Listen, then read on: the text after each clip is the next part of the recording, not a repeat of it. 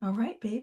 All right. Well, hey, thanks for being with us on this pre-Christmas Zoom regarding the Zinzino Science Insights is what we're calling this.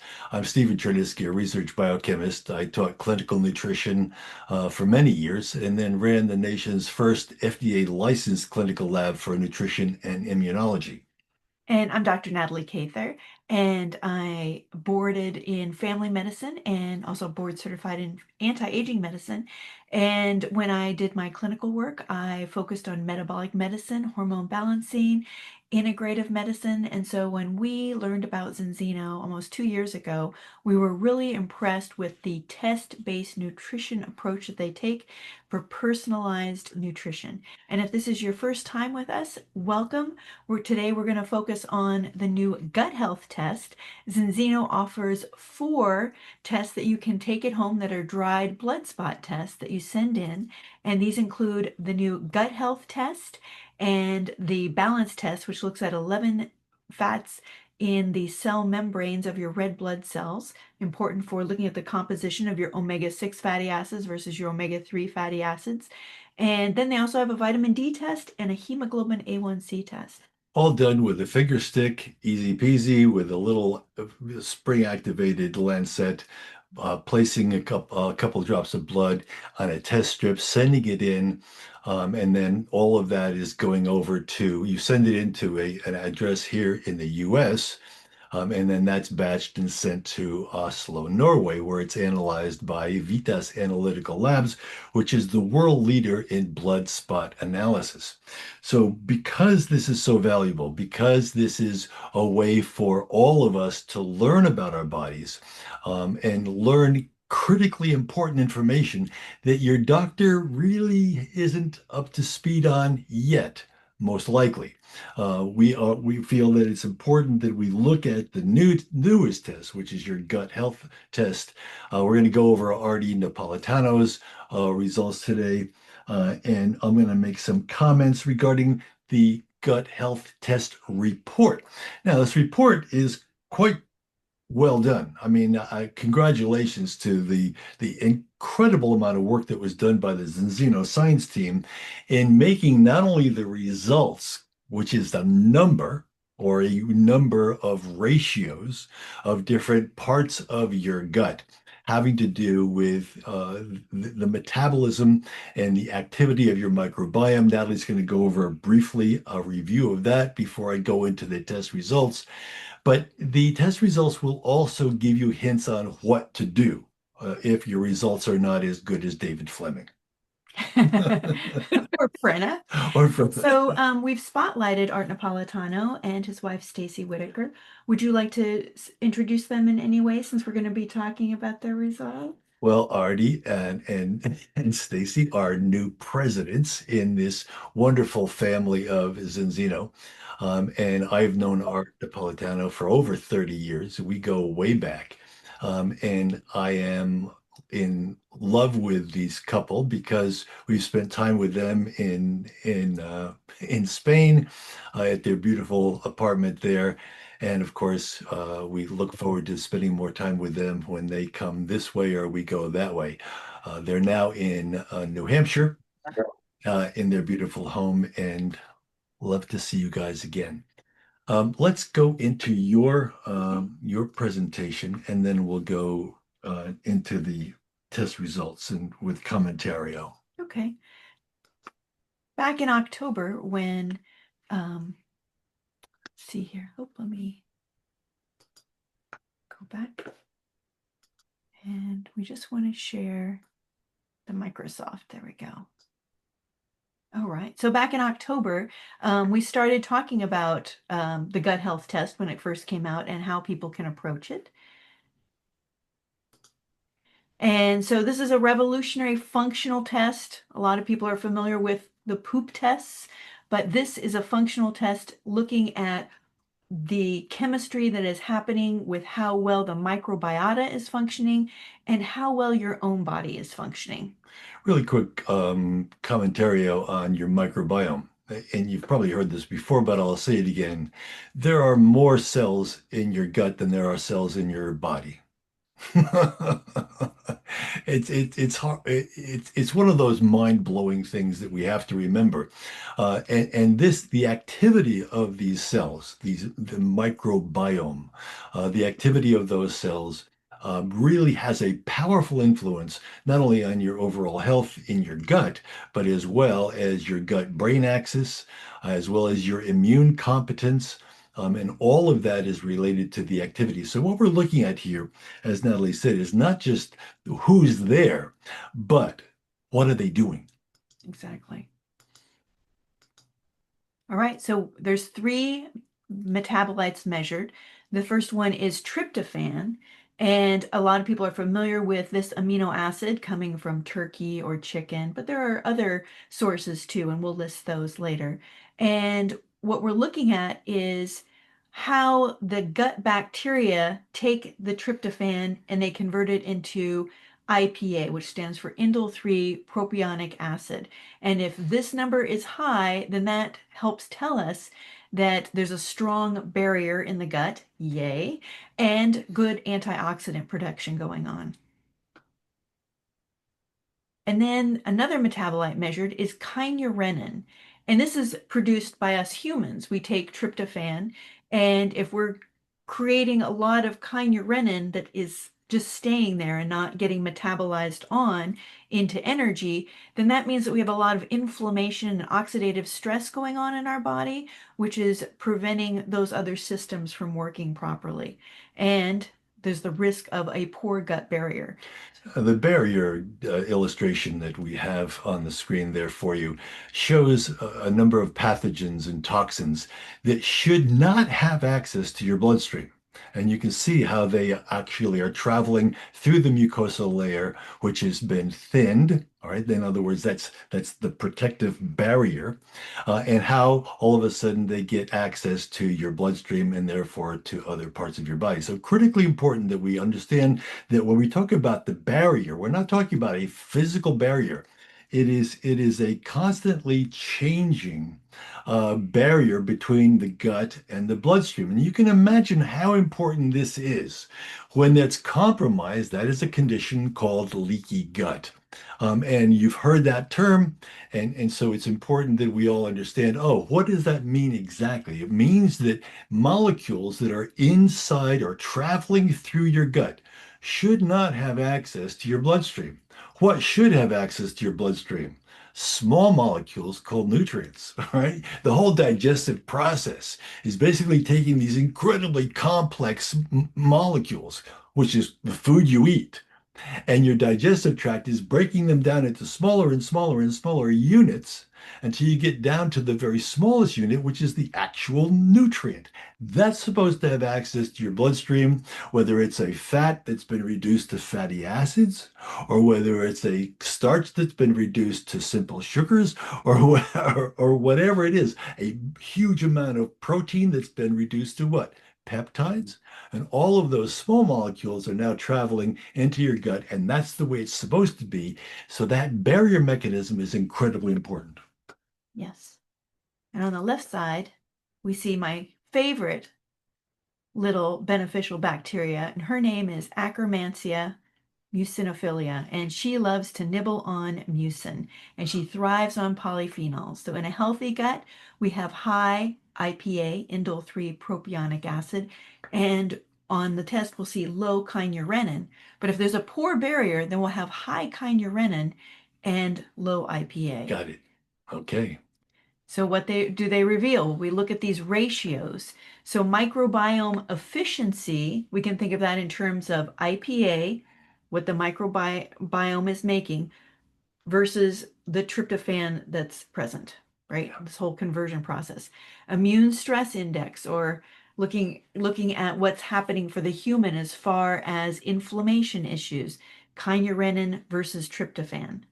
And then the balance between these two systems of what microbes are doing and what our human bodies are doing, the IPA versus the kynurenine. So L-tryptophan gets metabolized into kynurenine if the person is inflamed. L-tryptophan gets converted into indole 3 propionic acid when there's a good balance of gut ecology. So good bacteria, it's a healthy day of making IPA. Wonderful. Yeah. So IPA is the sentinel of the gut barrier health. And high IPA levels, stronger gut barrier integrity and protection against oxidative stress. If it's low, then there's um, inefficient processes happening with the microbiota. They're lazy. Maybe there's an imbalance going on. Maybe there's tight junction breakdown and inflammation. And of course, if it's a high IPA, we're looking at microbial diversity. Yay, we want that in the gut. Lots of different types of good bacteria and antioxidant defense. Here is Stephen's list of plant-based tryptophan. So it's not just chicken and turkey, Right. although I really do love chicken.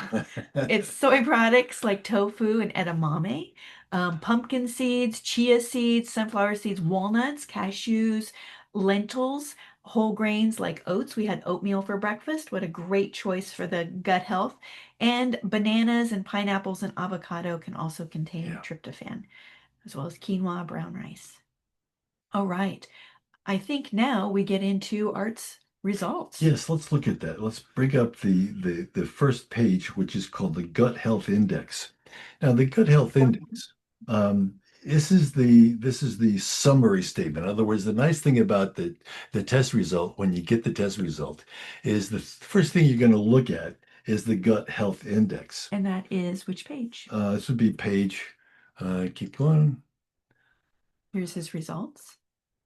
Okay, the first page, and again, Artie has given us permission to be talking about this. Thank you. His gut health index was medium high, and so let's go to the next page, and we'll jump right into this. The gut health index right there. That's going to be the snapshot view of your test.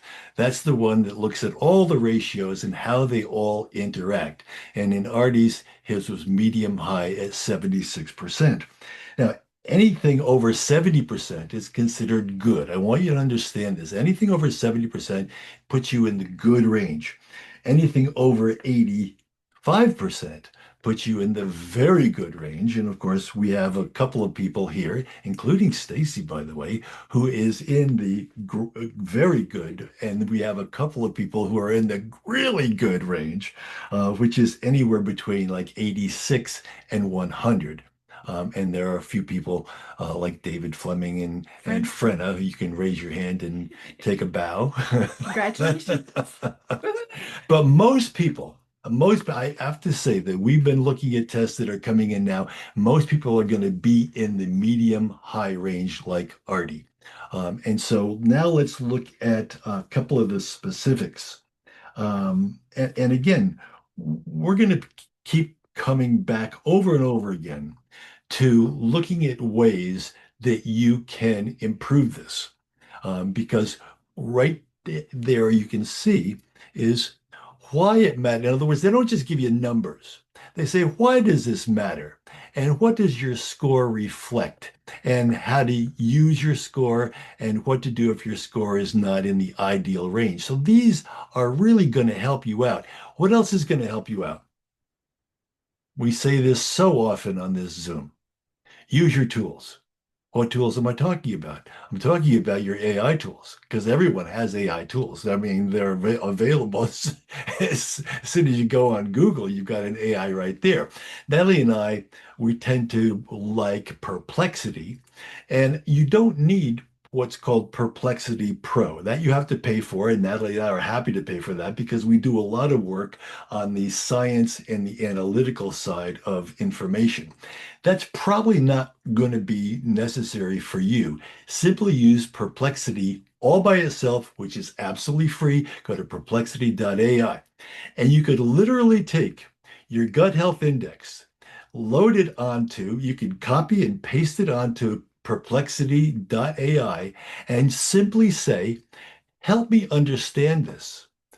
And Perplexity is going to give you very similar verbiage to what Zinzino is providing you with. But here's the thing that Perplexity can do that Zinzino can't do. You can say to Perplexity, summarize this You can say to Perplexity, simplify this. If it's not something that is understandable and actionable to you, you could even say to Perplexity, put this in language that a 10-year-old would understand, and Perplexity will do exactly that. You can go as deep or as as detailed as you want. And so we want to make sure that you use your tools. Now, in this case, we're looking at this relationship between IPA and kynurenine. All right. And now, as Natalie just described, you're going to eat tryptophan because it's part of your diet. But what your microbiome does with that tryptophan is going to be a very important consideration. And this is what Zinzino has created here. Now, I want to mention this once again. Who else is doing this around the world? No one. No one. It's revolutionary. This is a test that took 13 years of research done by brilliant people much smarter than me, who then applied their brain power and the utilization of AI to look at thousands upon thousands upon thousands of studies that have been used to look at what is going on in the human gut. And this was a test that is designed to give you information which you cannot get anywhere else. So, in other words, if you look at what Natalie was talking about, that when you're consuming this particular amino acid, which is going to be available from meats and fish and eggs and a wide range of plant sources, whole grains, nuts, and seeds, when you eat those foods, the microbiome, these microbes in your gut are going to take some of that and they're going to make IPA. All right.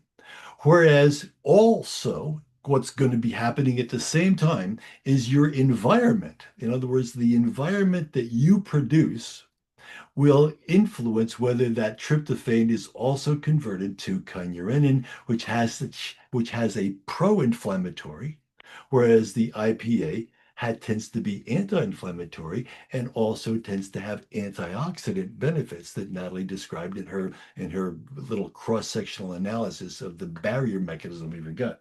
Does that make sense? Yeah. So, in other words, so in Artie's case, we're looking at this, well, how does it matter? And you can read through that. But the thing that I want to make sure we all understand is that what your score reflects is the supporting of the gut barrier function, which we've been talking about, and what you can do. Now, what they're saying is that, by the way, it's not just, your polyphenols.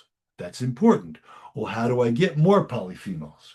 Well, you can think, my omega-3 supplement that I'm taking, my balance oil, is not only giving me a beautiful combination of what?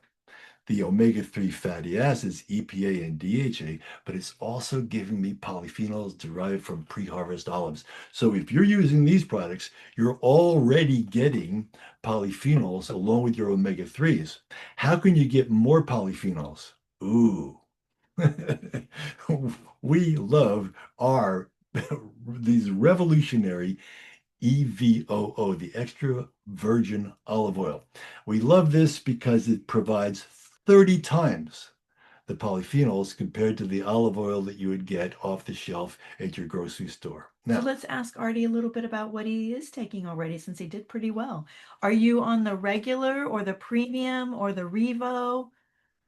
We use it all. So we do. We sometimes we have some stock of the regular, so that's sometimes what we'll take with us, but we prefer the premium. It's just recently we've been using up some of our older bottles that we've had here. So I just do that for sure.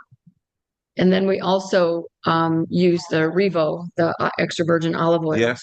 So we don't cook with it. We just put it on our salads, our toast, our avocado toast when we make that. We put that on. We put it on our pizza. We put it on everything. I've gotten into the habit of taking a tablespoon of EVOO with my dinner, which I'm enjoying. So the next page is the IPA level, which is talking about metabolic health and the gut barrier indicator. Now, when you look at that, again, it says Oh, thank you, honey. When you look at it, it says IPO is not produced by human cells. Hmm. So again, IPA is produced by the microbes. So again, we're talking about a lot of different microbes in your gut, and some of them are producing IPA. How do you get more of those? And it's highlighting here fermentable fibers. So that's the term that you might not have heard of before. You've probably heard of soluble fiber and insoluble fiber, and then there's this thing called fermentable fibers. And so your fermentable fibers, there's a wide range of them. And pass me yes, the Xenobiotic. xenobiotic, because all your fermentable fibers, and what do I mean by fermentable? It means that you're going to be taking these fibers, and as Natalie likes to say, they like to munch on the material that's going through your gut. And so they're munching on these and they're producing short chain fatty acids, which are beneficial. And all those fibers are available here. This is not just Metamucil. This is not just psyllium seed. This is not just guar gum. This is all the fibers that you need, right? And most of them are fermentable. Certainly the only of the oligosaccharides, certainly the FOS, the fructooligosaccharides or FOS, certainly all of the beta glucans are fermentable.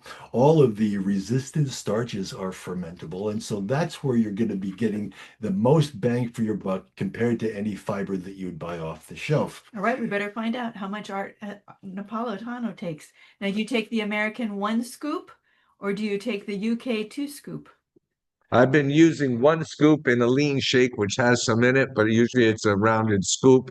And I'm consistent most days. So I do admit that I've missed a few dates where she never misses, and she's doing 2 scoops, which probably is one of the reasons she scored better than me. I actually do two like heaping, like big scoops We we in we in water with my collagen. yeah. Wonderful. We agree that the advice here for Artie is to follow Stacy's advice Yes. and double your dose. And again, we look at this and we think, is if a little is good, a lot is better. The answer is yeah. Now, at the same time, as you'll see, and you read through this, you're going to see that there's a continual advice to increase your other sources of fiber in your diet. And this is something where Americans tend to fall short. The recommended amount of fiber is 30 grams per day. Natalie and I, we tend to push it a little bit higher to 40 grams per day is advisable. If you look at the actual consumption of fiber across different cultures, you're going to find pretty specific numbers related to a reduction in risk for intestinal bowel disorders, as well as things like type 2 diabetes. A high fiber diet tends to reduce your risk for diabetes. Why would that be? Because one of the things that fiber does is it slows down the delivery of glucose from the gut into your bloodstream. Remember, your body wants fuel. All, all the starches that you consume, all the starches you consume are going to be broken down into glucose, right?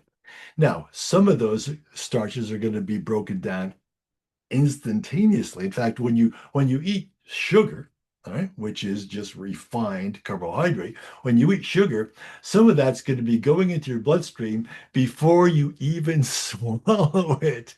All right, it's going to be absorbed through the mucosal membrane of your mouth.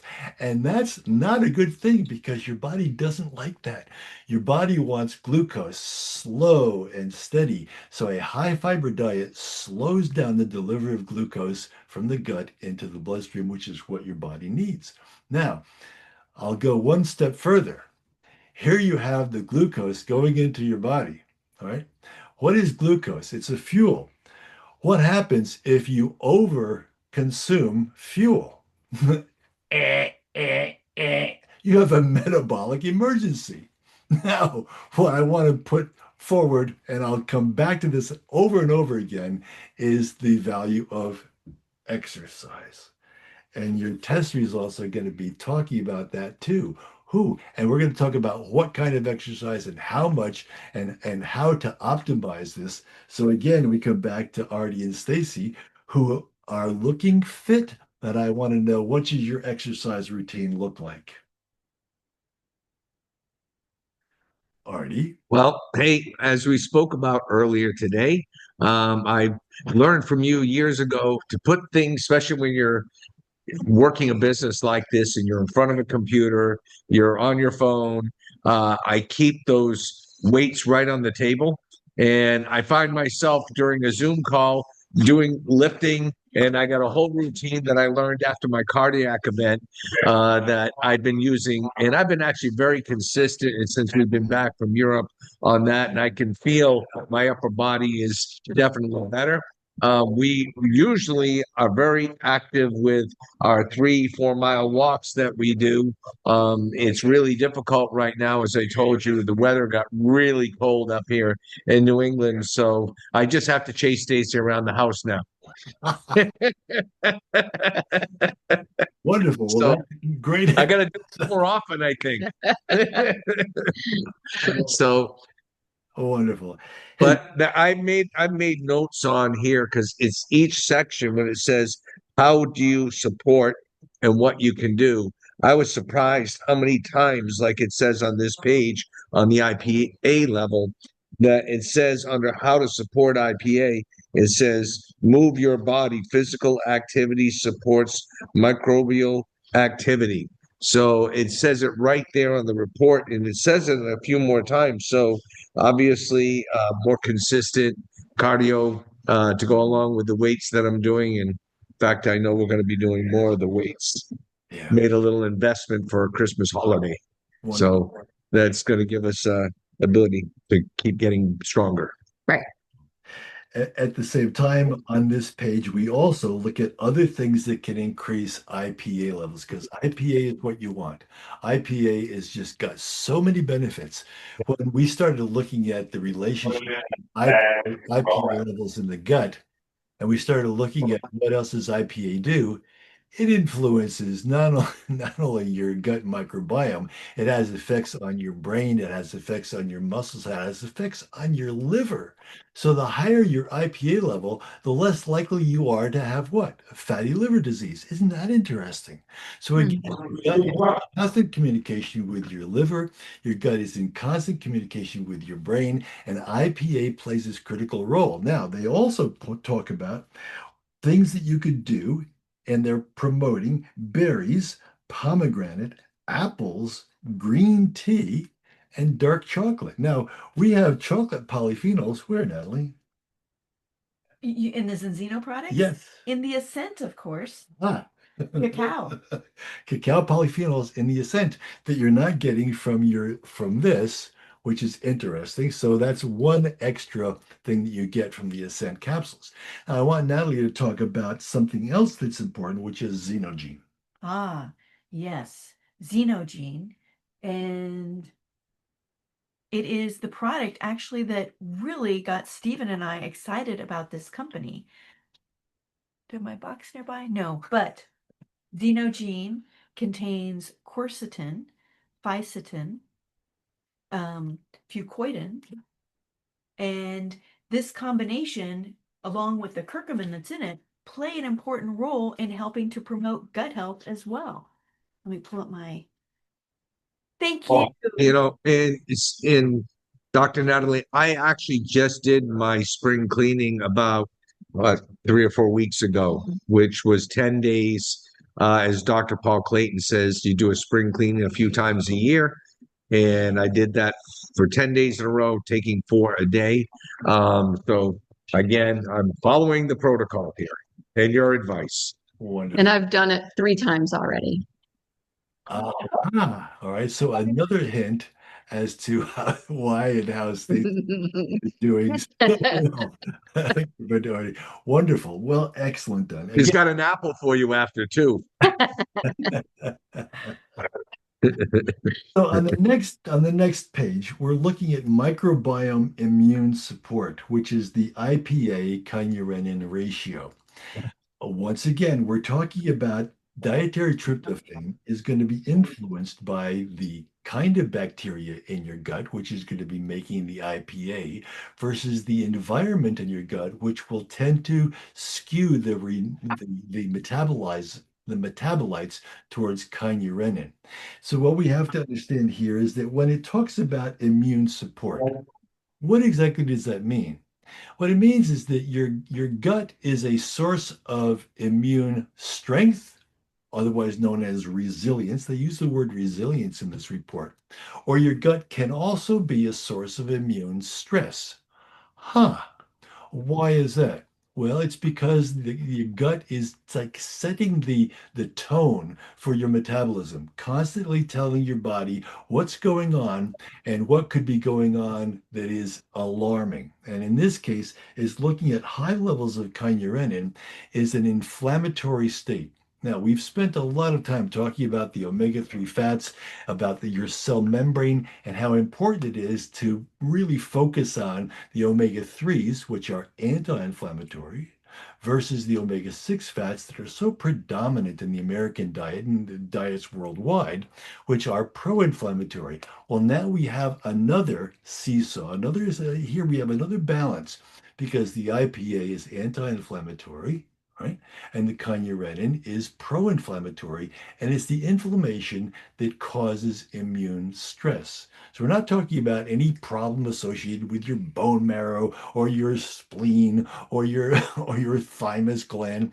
We're talking about what's going on in your gut. Can either be pro-inflammatory, which it causes immune stress, or anti-inflammatory. Now, I have to say that when it talks about immune stress, they're not just talking about the relationship of kynurenine and IPA. They're talking about what else, what kind of other stress is going on in your life. Look, he's using X Gold. Aha. Oh, his acromancy's gonna like that. Well, so let's talk about stress, Artie. You're the busiest person that I know. I know a lot of people who are very busy, who are very focused and are paying attention to multiple, juggling a lot of different things. You juggle a business that is worldwide. Let's talk about how stressful that can be as he sips on his Kirk. Well, Well, Stephen, it's true. I'm very driven. Um, we have a large organization that's doing a great job. We're doing things at really record speed. I have a deep caring for the team we have and for their success, and that drives me probably a little harder than just even chasing my own. But because we're working in time zones around the world, it's really disruptive because there isn't really a good pattern because whether it's the European time zones, North American time zones, and recently we've been doing a lot of calls in Australia, Korea, and so there's a lot going on. And so I get even advice from Ori, and he says most people I try to get them to do more because they're capable. In your case, I think you need to find some balance. And so that's really what's going on. And I think it affects sleep too, because I don't think I get a great night of sleep like I should. Even when I'm really tired, I can't seem to break a 6 hour cycle on my best days. Yeah, yeah. All right. So again, we're talking about the need for some stress management, whether it's meditation, whether it's prayer, whether it's just a long walk where you let yourself just kind of relax and get out of the busyness of the day. We all need a way to manage stress. And I practiced yoga for 30 years because I learned early on how important stress was to my overall health.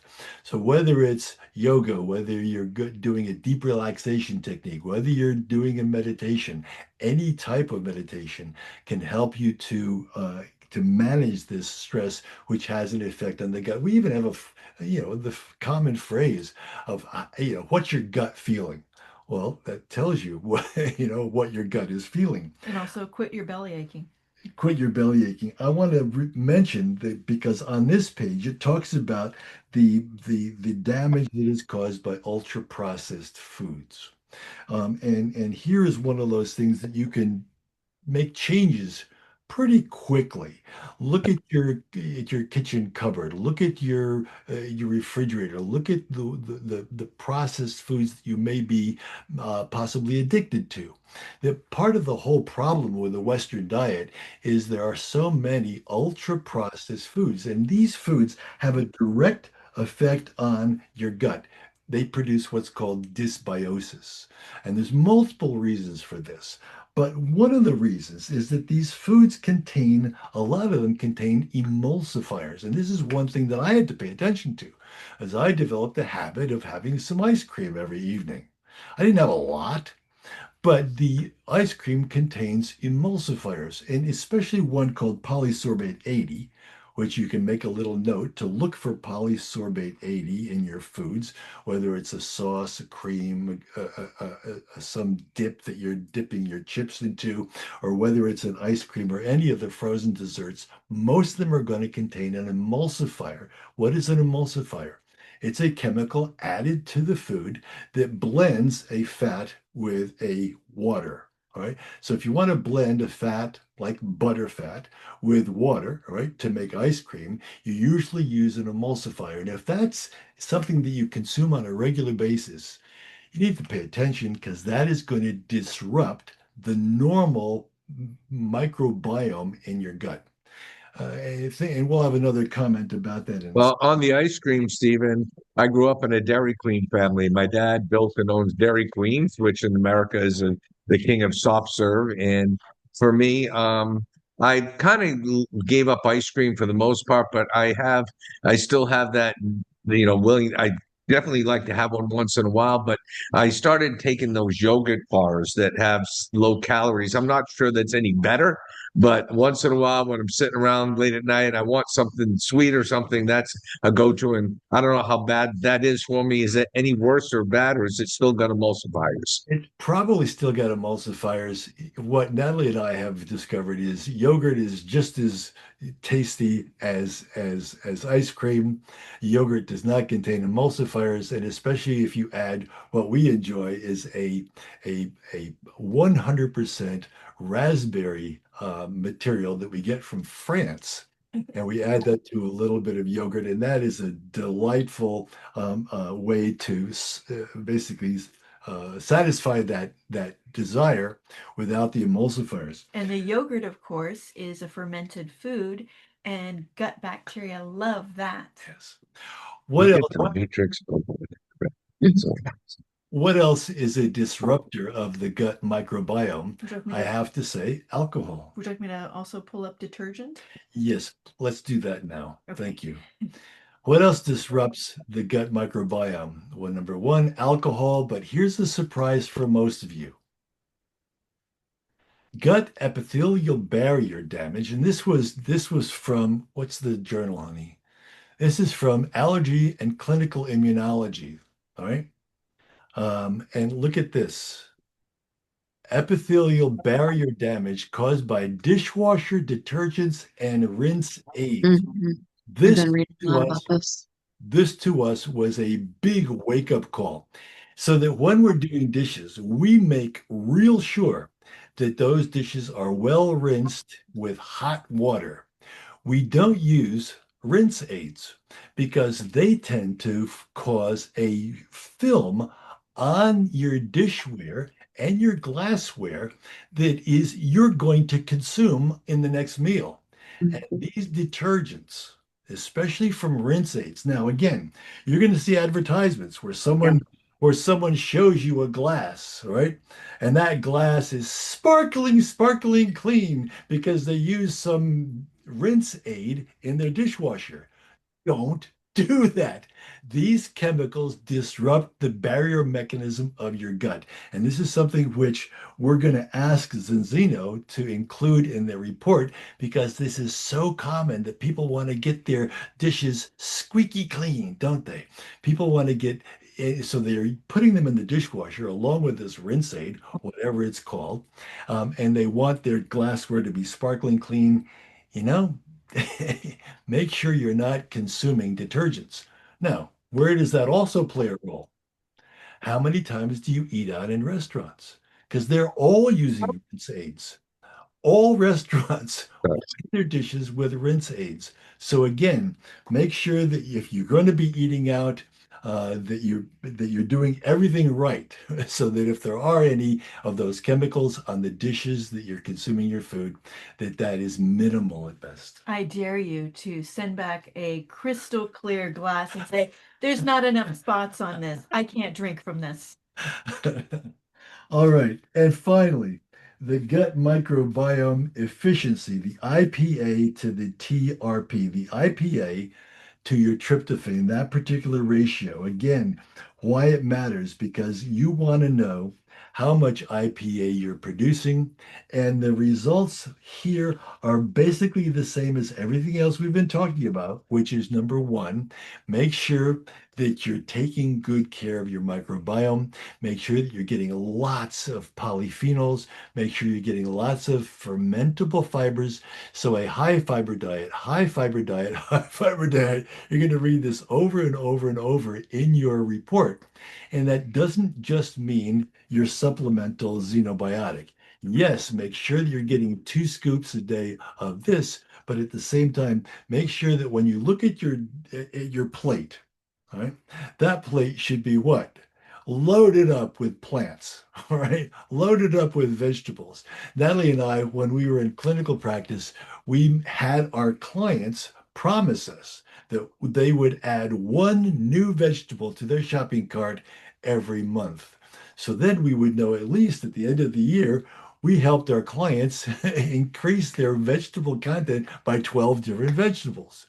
So what we like to do in the winter, we like to do baked vegetables. It's festive, it's great for the holiday, where you take what? All those vegetables that you don't eat during the year, all the parsnips, all the turnips, your carrots, your garlic, your onions, Your beets. your beets, right? All of that loaded into your dribbled with what? Olive oil, and baked at 350 for about an hour. Sprinkle a little bit of garlic salt on that and serve it to your guests, and you'll find that everyone loves it. And you've just dramatically increased their intake of fermentable fibers. Yep. And then I wanted to point out, don't forget the energy bars. Each one contains 9 grams of fiber and they contain inulin. And when we were talking about tryptophan, it has pumpkin seeds, chia seeds, quinoa seeds. So, oh, and some olive oil in it. So these are a great snack and it's Mhm. very economical and so much better than stopping at a fast food place. Oh, Now, Natalie, Dr. Natalie, what is inulin? I keep seeing it in the paperwork. I just don't know what it is. I thought it was insulin. I said, no, it says inulin. So what is that for us? You want to talk Those big about words scare chicory? Inulin is a fermentable fiber, and it is derived primarily from chicory. Chicory Um, root? chicory. Mhm. Mhm. And that has a particular the chain configuration. So imagine you've got glucose units, right, in a chain. And so most of the glucose units from the food we consume are fairly short chains. Inulin is a very long and branched chain. So it's not just glucose units in a straight line, it's got all these branches on it. And so again, it's going to be fuel, but it's going to be giving your body something to ferment, number one. And number two, it's going to be slowly to digest because of all those different branches that have to be snipped from your diet, from your enzymes in your gut. Does that make sense? It does a lot. In fact, that's mentioned. I know you've seen the gut Matrix, which is Dr. Collins' book that came out when we were at the International in Oslo. When we were on our way out to Arizona, where our first grandchild was born, I went through and I underlined and I read everything and kind of studied the book inside and out.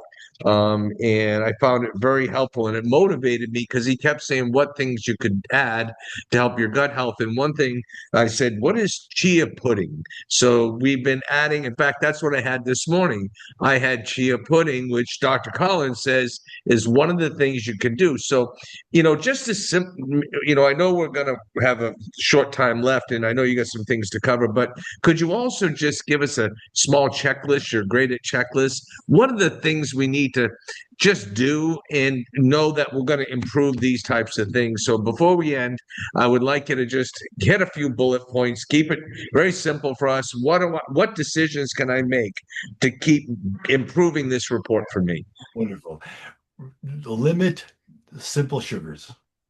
Okay, we don't do too much of those at all. Number two, increase the variety of different vegetables and fruits that you consume. Focus on the berries, on the deeply colored foods like blueberry, cranberry, pomegranate, and look at apples. We live in the state of Washington, which is the largest producer of apples in America. We just beat New York State, Linda and Brenda. But yes, apples are incredibly valuable, not only for the range of polyphenols, but for their specific polyphenol called pectin. So you're getting any kind of apple products that you want to use. Natalie and I love making apple crisp in the fall. I think we probably made 6 batches. at least 6 batches of apple crisp so far this year. Because again, we walk around our neighborhood and we pick apples off of our neighbors' trees who are not picking the apples. we have plenty of deer munching on the apples that people are not consuming. So Anyway, bullet point number 1, highly varied natural foods. highly varied natural foods diet, devoid of refined sugar. And again, looking at all kinds of different ways to get inulin in your diet. There's inulin in your xenobiotic. There's inulin in your bars, right? And that's very, very valuable and a great source of these long chain oligosaccharides, as they're called. So again, and again, with your exercise, especially your moderate exercise, and we're going to end with a couple of points about exercise that I want to make sure everybody understands. Artie talked about lifting weights, right? Even while he's in a Zoom meeting, he can be lifting weights, and that's great for his upper body. But his largest muscles are going to be in the front and the back of his legs and lower back and butt. And those muscles are going to be exercised when you walk. When you walk, there's a couple of things that we want to make sure we understand. We're not talking about a gentle stroll. That's fine for stress management, but it's not going to be doing much for your muscle mass or your gut. We want you to vary your pace. So if you're walking and you don't have hills like Natalie and I have, we have built-in stressors here, which are called hills. And we love to work our hill work because it gives us metrics. Hey, how long did it take us to go from the bottom of the hill to the top of the hill? So on a daily or a weekly or a yearly basis, we're able to see whether we're improving our metabolic health or whether we're getting worse. I'm happy to say that we're both keeping track and we're both getting better. So we literally take a stopwatch, right? And at the bottom of the hill, and we measure how long it takes us to get to the top of the hill. So varying your pace. Well, what if you don't have hills? Well, then you vary your pace. You walk at a gentle pace, all right, for a little bit, and then you speed up your pace. How fast do you want to go? What are we talking about? We're talking about a pace that makes it impossible for you to carry on a conversation. Think about that. All right. So you're walking with your spouse, all right, and you're having a conversation about your day. And at a certain point, you want to increase your pace so that you have to stop talking. You have to concentrate on your breathing to fuel the oxygen going to your muscles to get up the hill or to get, to satisfy your need for energy on whatever pace you're on. A walk. Make Okay, sense? so next bullet point, walking with intermittent challenges. Yes. Okay. Right. And then there's intermittent fasting, which is another way to improve your gut microbiome. Intermittent fasting is something which we've been promoting for 20 years.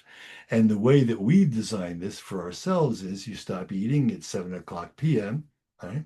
When you wake up in the morning, everyone, I'm going to say this again, everyone is in fat burning mode when they wake up. You probably went into fat burning mode, depending on how much muscle you have in your body. You probably went into fat burning mode around 3 a.m. if you stopped eating at 7 p.m. Well, now you're in fat burning mode. What do most people do? They get up, they go downstairs, and they load up on carbs, which which takes fat burning to a screeching halt. What would happen if you woke up and instead just had your lean shake? Right? If you just had your lean shake with a cup of coffee, if you want, that's fine. It's not going to influence that. So you have your lean shake, you just have protein, right, for your breakfast, and then you have your first real meal of the day later on at noon or 1 o'clock, which means you were in fat burning mode for about 15 hours. Right. So that's intermittent fasting. It's an easy way to do it. And that's called, we call that the kickstart approach. And you were looking at data this morning in research studies and a meta-analysis regarding different techniques that were used on both rats and humans. And intermittent fasting was one of those techniques used in humans Yeah. that showed an increase in serum and maybe also fecal IPA. IPA, yeah. One last point about exercise, which just came up this week. Again, Natalie and I monitor dozens of different scientific publications on a daily basis. And something that came across my desk, which was really important for me dealing with elite athletes, was the stress that's produced by exercise. We all know this term called hormesis.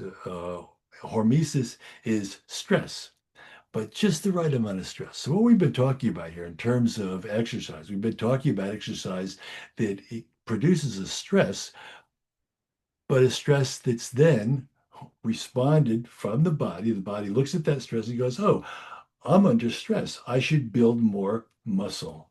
Oh, I'm under stress. That means my muscles need more what? Mitochondria.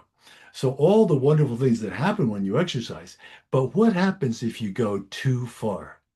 The number of marathons that an athlete runs in a year has a direct correlation to their risk for colon cancer.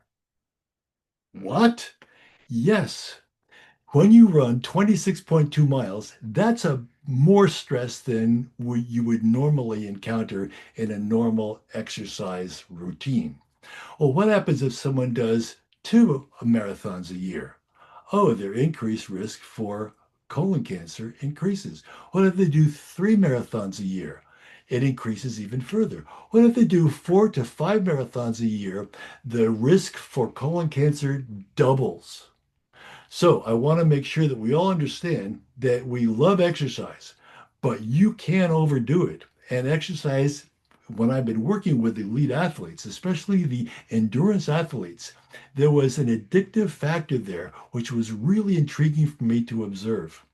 And it got to the point where I was advising my athletes not to do more than 2 marathons per year. Makes sense. All right, we have a lot of conversation going on. A lot of people are inspired by the things you're saying, and it's brought up more questions. So let's tap into what we're saying. Okay. David says, should I use a xenobiotic if it date has lapsed? If it's less than 6 months ago, you're fine. Sure. But if you ever see color changes, then throw it out. No, it's only 1 or 2 months. Okay. It's fine. Yeah. And of course, continue keeping it in a dry, cool place.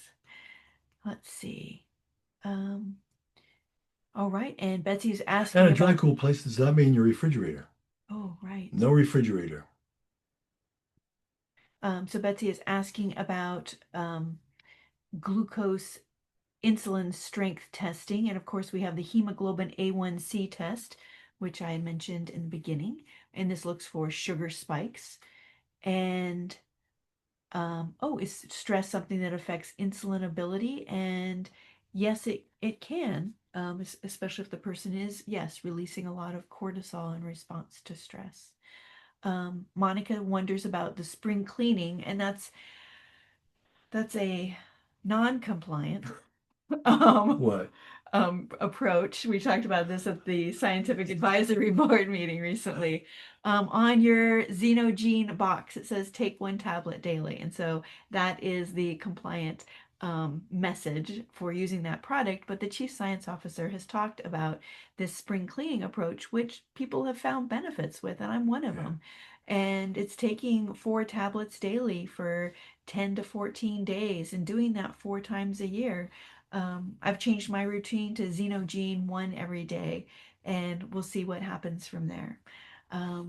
Because of the 4 of us, I was the one with the worst gut health test results. All right. Monica points out mayonnaise is emulsified, salad dressings. Yes, so it's important to read labels. Now you can have a natural emulsifier. I have to add this. The natural emulsifier, which is used in X in the Aqua X. Aqua X, is derived from coconut, which is perfectly fine. It's not polysorbate 80. Yes, yes. So it's safe for your gut. Yep. Let's see.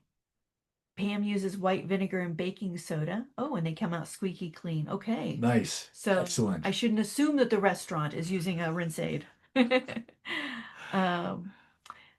Great combination. Yes, that's so good to know. Thank you for that. And let's see. How about vegetables loaded into smoothies? That sounds great, John. Yes, yes. You don't want to make it too liquidy because we're going for fiber. Yeah. Yeah. And where can we get a copy of the Gut Matrix? And you guys got yours at convention, but I bet it's available on the internet just as his other book is. Yes. Yeah. Yeah. The Gut Matrix. Perfect. Thank you. Yeah. We promote Colin Robertson's books, especially Made to Move, which is his exercise book, his book on exercise, which we found to be inspiring. Great. Pam and Susan are having a conversation about, so how much vinegar, how much baking soda, and Pam says, not very precise, glug, glug, glug, and shake the baking soda box. So we love easy. Great. Thank you for that. That is very valuable. I also use vinegar and baking soda to clean all my berries with some water. I mix it all in, let it sit for about 10 minutes. It bubbles up and it's beautiful, and stir it all in, and it gets all the little stuff out of all the little crevices in like your blackberries and raspberries and all that. So another wonderful hint. Thank you. something to think How much? about this much baking soda and about that much vinegar, and it just bubbles up with water. I don't measure. Just until it's bubbly. I think she likes me and wants to keep me around. We do intermittent fasting on a regular basis. It's pretty much a common thing for us. We know a black coffee won't break a fast. So, sometimes we're eating later than 7, but we're not eating until noontime. So, that's often how we try to get past the 12 to 15 hours. She did a 3-day fast recently, 72 hours. Yeah. I'm wondering, does the Phycocy or the gold, will that break a fast? Nope. Either one. The carbs are too low. Neither one of them contains enough carbohydrate to break the fast. So okay. Do these 2 products help in your gut health? The So, blue? Yes. Certainly. And the gold. Because what we're talking about is with X Golds, we're talking about curcumin. And curcumin has an anti-inflammatory and an antioxidant activity in the gut. And again, this is something which Natalie and I find to be very useful. It's wonderful to have. It's not something which we consume daily, but it's just one of those things that we put in our diet a couple of times a week. And it works beautifully as a way to improve the relationship between what happens to that tryptophan that you're consuming. Is it going to IPA? Yes. Or is it going to cut it, which is inflammatory? I've actually started taking this every day now since I got my results, and my kynurenine was elevated. Okay. All right. And what about the balance oil? Does the balance oil break a fast? Nope. No. No. Okay. But Carbs. again, taking your balance oil is you're going to get better absorption of those omega-3 fats if you're taking your balance oil with a meal containing fats. Right. So Well, the signal Okay. to your body to produce enzymes, right, from the Okay. pancreas, and you signal to your body to produce bile later on. Those signals are activated by any fat in the diet. So we are going to get a little bit better absorption of your omega-3 fats if you take your balance oil with a meal containing some fat. Thank you. Stephen, Natalie, I'll just say something here or ask a question I think a lot of people wonder about. When we started Zinzino, we hadn't acquired as many companies and brought on some of their products. And what I liked is it was pretty straightforward. You get your cell membrane right, take your balance oil. That's the core of the start. Gut health, xenobiotic, extend, replace your multivitamin, an immune boost, protect from the environment, and obviously mental health, get reduced stress, better night's sleep was the health protocol premium. So that's still the four core products, but I could not ignore that I should be taking the Psychophi or Phycosi. I always say that wrong, Phycosi. And also we've added X Gold recently, like you, Dr. Natalie. We see those as extraordinary additions and complements to them. And then every like 3 times a year, she's done it 3 times. I think I've done it twice. Is the Xenogene, and I know someone asked a question about that. There's a great video by Dr. Clayton on what the spring clean is, and but and we even added protect, to our regimen. But again, I know cost is always an issue for people, and you got to choose what you want. But I think everyone needs to be on at least the health protocol and health protocol premium, those 3 or 4 products, because they really complement each other. It's hard though when you see things added to the brand shop because of an acquisition to maybe give comfort to some of the people from the other companies that are now part of Zinzino. But am I missing something here, or is there something else that you would say, hey, don't miss this one, or you don't really need that one? Is there anything you could say without making a problem here? From our point of view, we are exactly like you, looking at the system, first of all, of Health Protocol Premium. And when we promote it as a system, we see people light up because everyone you talk to, right, any health conscious person, they probably have a kitchen cabinet filled with products that they bought but they no longer take. Because the whole idea here of maintaining vibrant health is your goal. And so you're constantly going to be exposed to what? Take this, take that, take this, take that. And, again, you could end up with like 20, 30 different products. But what we like about the core products that you just listed, right? The Health Protocol Premium. And we think that Viva is definitely part of that. It helps him dream in color. That this is so important that we understand that this was developed as a system so that you're getting everything you need and nothing you don't need.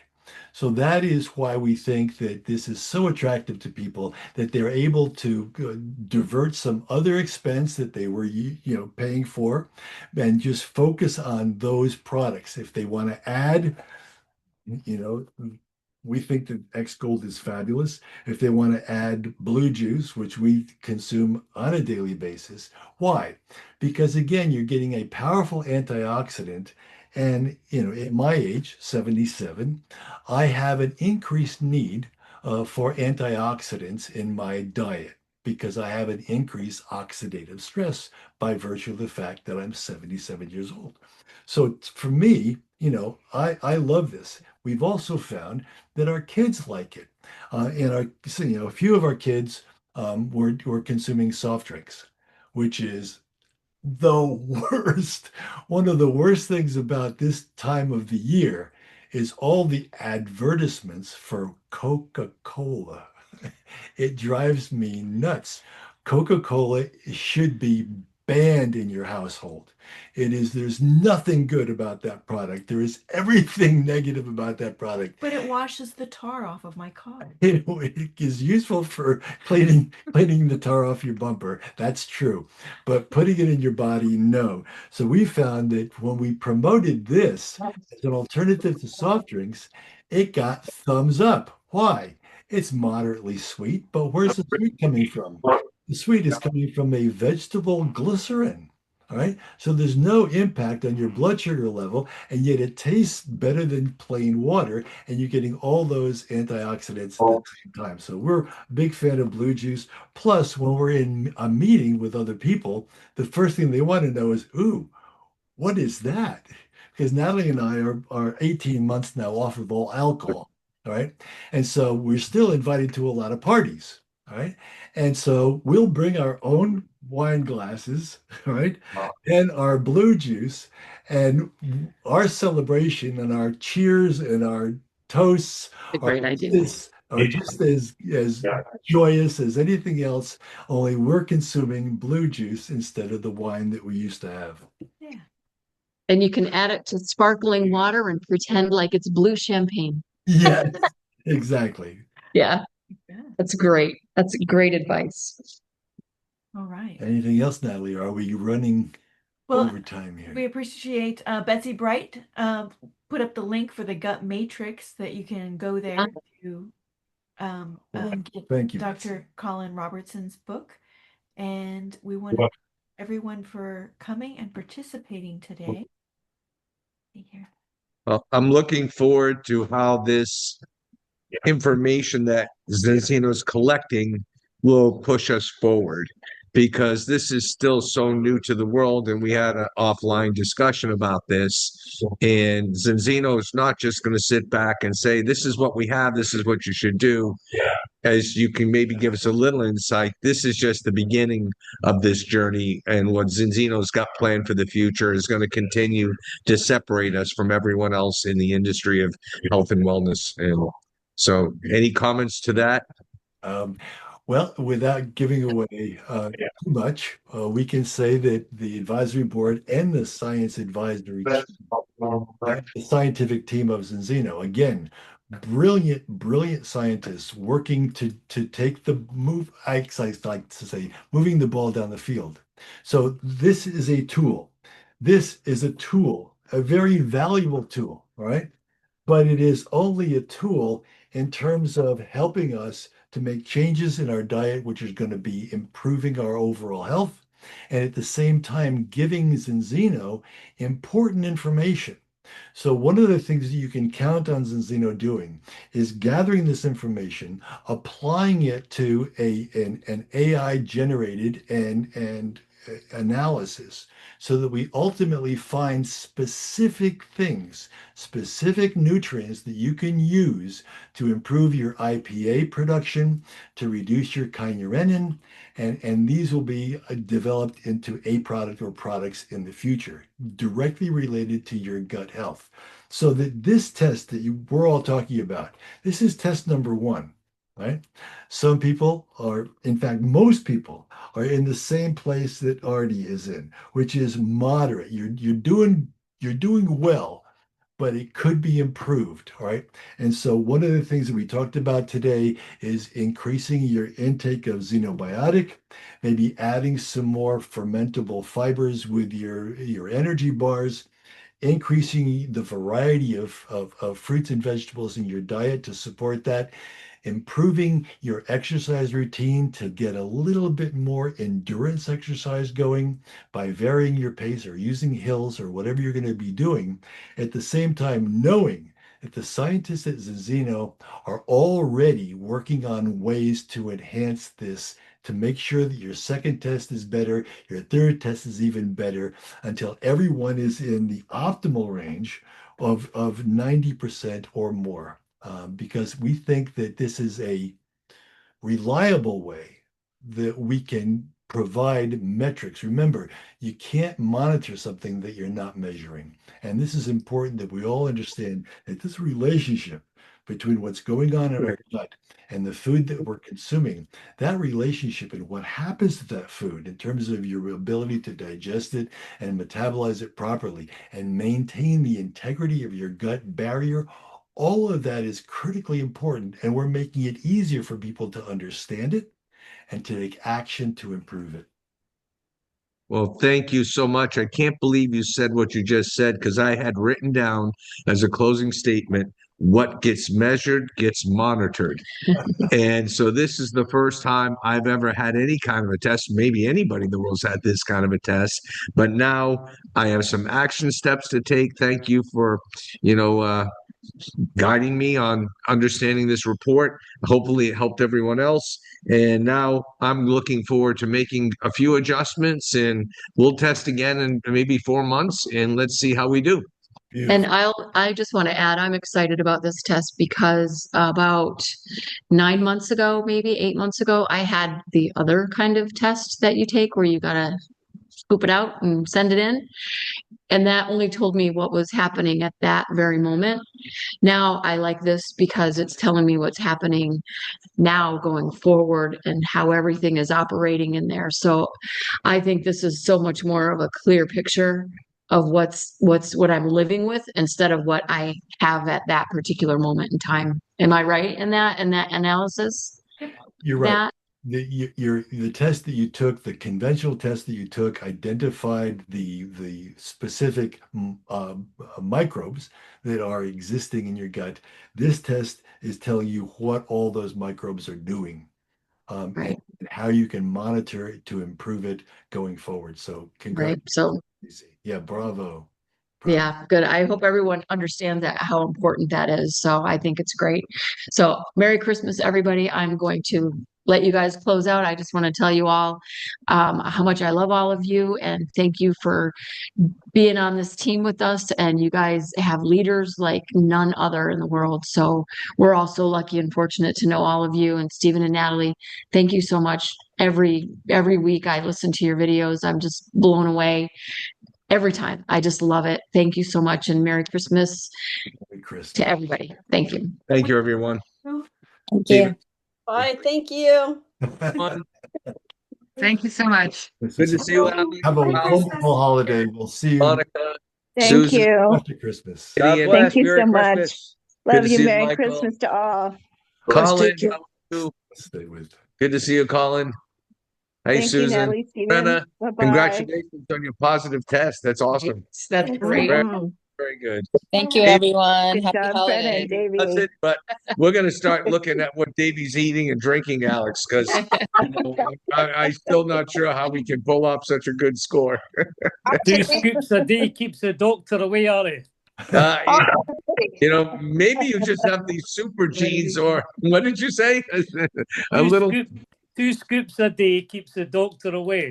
There you go. Oh, good for you. Hey, Artie, you got to remember Winston Churchill said he has to put whiskey in the water because there was too many germs in the water. So the whiskey killed the germs in the water. And I'm about to do that. I don't care what Natalie says and what Stephen says. You know, if I come from Scotland, I've got to drink a whiskey now and then. No, Even if Scotch kills you, Alex. Now, that sounded like an Irishman there, so that is a load of rubbish. Merry Christmas, everybody.